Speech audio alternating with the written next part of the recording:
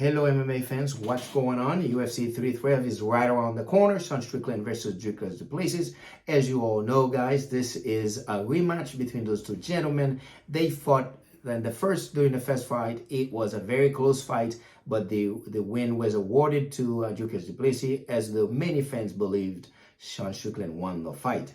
But now they're about to rematch, and then at the co-main event we have Tatiana Suarez taking on Zhang Weili.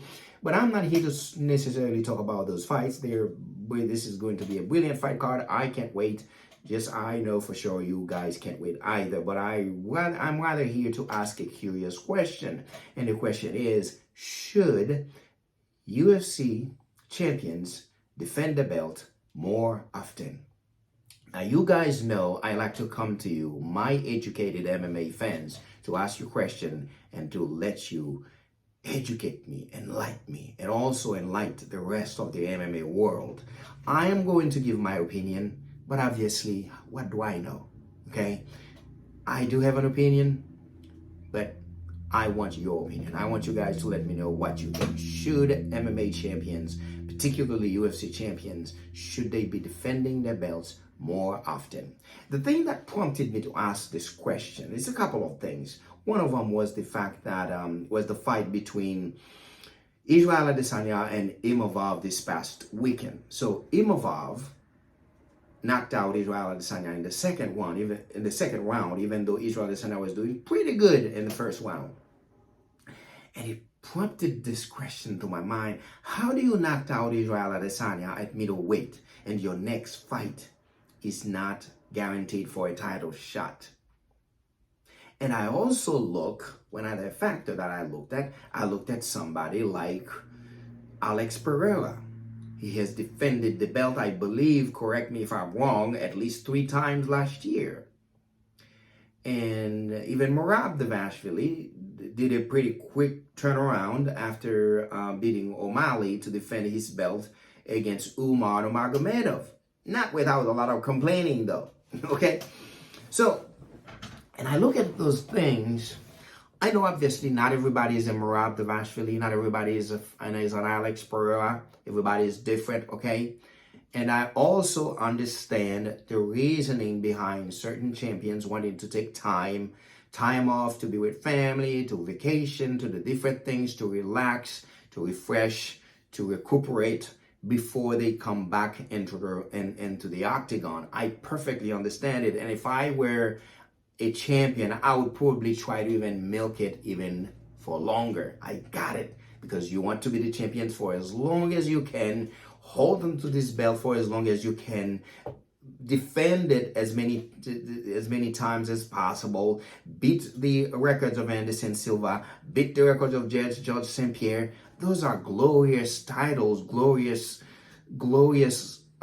records to make in your career as an MMA fighter. I got it. But now I'm asking my questions more in a point of view of fairness. The question is it fair though, right? That's why we have judges, because we don't judge ourselves. Because if we were to judge ourselves, then we would always, whatever we do, we'd make it right. That's why we have independent, that's why they call them independent judges, right? You go to the court, it's independent. It's not you judging yourself.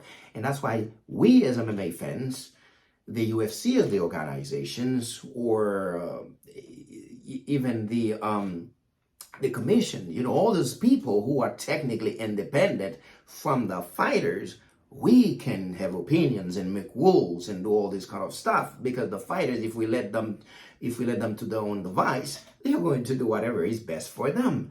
I would do the same thing. You would do the same thing. We all would do the same thing. And that's why we come over here in this video. So now as fans, as the MMA world, who's supporting them, we're watching them every weekend on the stage, and we're like, okay, well, we can ask this question, right?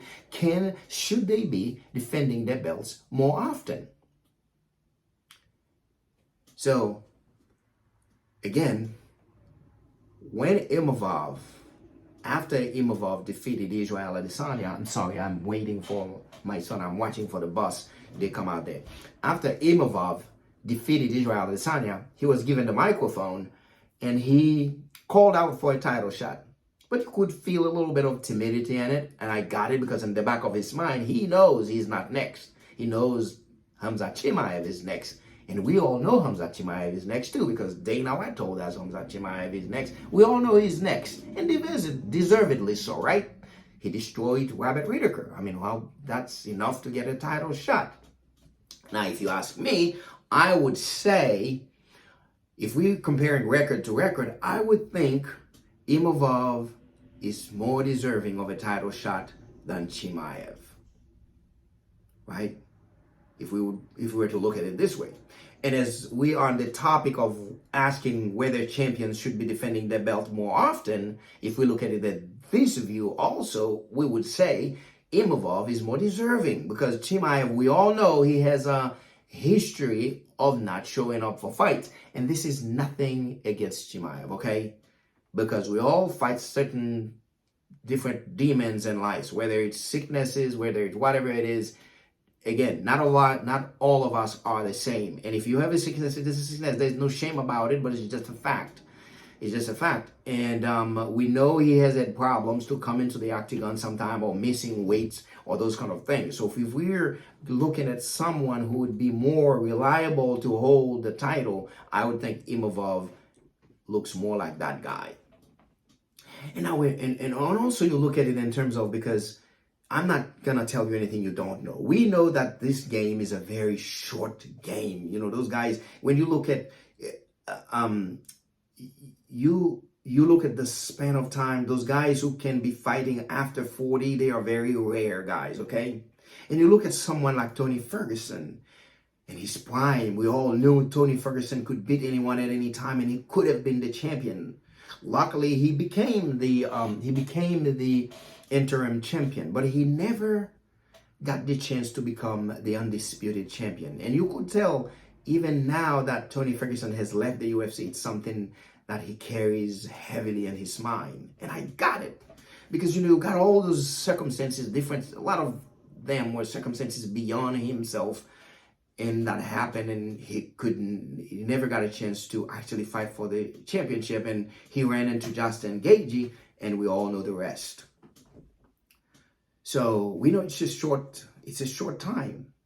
Now, I understand you have the belt and you want to hold it for as long as possible, but there's a ton of other guys, of other young kids, hungry guys, women, young men, hungry, looking for the same thing, who put everything on the hold, who put everything to the side, who give one focus to become the best MMA fighter in the world, to become the champion, especially when you're an organization like the UFC.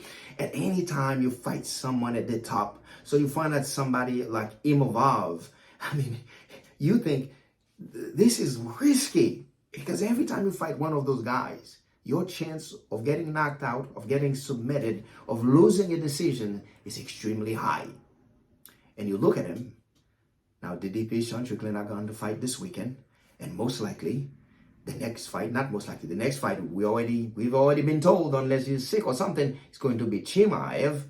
So, if Imavov would get a title shot, it's mostly in a situation where Chimaev is sick, and he would get to go in there, take a short notice title opportunity. And then if Chimaev, if whichever wins this fight, then they go fight Chimaev, then another 6 months. So we're looking at the very least, if we're lucky, another year before Imavov can fight for the belt again. So, I mean, in the meantime, then he almost doesn't have any choice but to take another fight, maybe against Caio Borralho, who is a very dangerous guy. And I'm not saying that you should be waiting for a title shot so you don't lose. That's not what I'm saying. I'm just saying that those guys, the fight game is very short. Your prime is very short. So you got to do everything that you can do as quickly as possible. Maybe you get one shot at becoming the champion. Not all the champions have had the opportunity to hold the belt for a long time, but they have had the opportunity to become a champion. Strickland became a champion. Bisping became a champion. We have all those guys who probably didn't hold the belt for too long, but they became a champion. And now you look at the landscape. DDP is gonna defend his belt right now. at least 4 months, since the last time he fought, more than 4 months. And then you have Zhang Weili, it's been a year. You have Valentina Shevchenko, we don't know when she's gonna fight. You have Islam Makhachev, okay, he just defended his belt, but it wasn't until after 6 months, since his last fight. And we don't know when he's going to fight next. Ilia Topuria, we don't know when his next fight is going to be announced. It's been about at least 3 months since he knocked out Max Holloway. You have Bilal Muhammad has been sitting for a little while now, at least I would say a good 6 months. So you have all these people sitting there, and all those guys are in the wings waiting. So here's my opinion. If you're the champion, you should be defending the belt in the Alex Pereira style, at least 3 times a year, at least 3 times a year. And also, you should not be refusing fights. And what I'm saying by that, if you are scheduled to fight for the belt, you've been preparing for the belt, and somehow your opponent falls out for whatever reason, you should be ready to go to fight any other guy in your division or in a division lower, in a lower class division. Now, if you are offered a fight at a higher weight class, I can understand if you say no. You remember when Jon Jones refused to fight Chael Sonnen? And listen, this is nothing against Jon Jones. We all know he's the GOAT. But we're talking about people should be fighting, and talking about Jon Jones. Look, the lab. When was the last time he fought? And now Tom Aspinall, young man in his prime, holding an interim belt, like he's like chomping on the bit, trying to become the real champion. Well, we don't know when he's gonna fight, because we don't know when Jon Jones is going to be ready. We don't know anything. We don't know when those fights are going to happen. I'm just saying, I don't think this is fair to other fighters. And I understand, like somebody like Jon Jones, maybe he wants a better contract, or he wants better negotiations to fight for the belt. I understand it, and as I say, but we need to look at everything on different angles. So if I were Jon Jones, I would have been doing the same thing that he is doing, trying to get the best I can get out of this fight. And if it takes a year, it takes a year. I got it. But I'm just speaking in terms of with independent eyes. With me sitting here as most like a judge, and I'm looking at it, is it fair to Tom Aspinall? And I don't think it is. I don't think it is fair to anybody. So again, you should not be able to refuse a fight unless it's a higher weight class. So now, one clause that I would say, I would perfectly understand if the UFC has a business, or I should say that it is possible, I would understand it, that they may not follow that rules to the letter all the time, and I would get it, because they are a business. If you're a business, your main goal is to make a profit. They're the best business in when it comes to MMA. There is nobody even close to them. So as fans, we should be very appreciative to Dana White, to all the UFC, for building such an organization that survived the test of times and be who they are. Nobody's even close to them.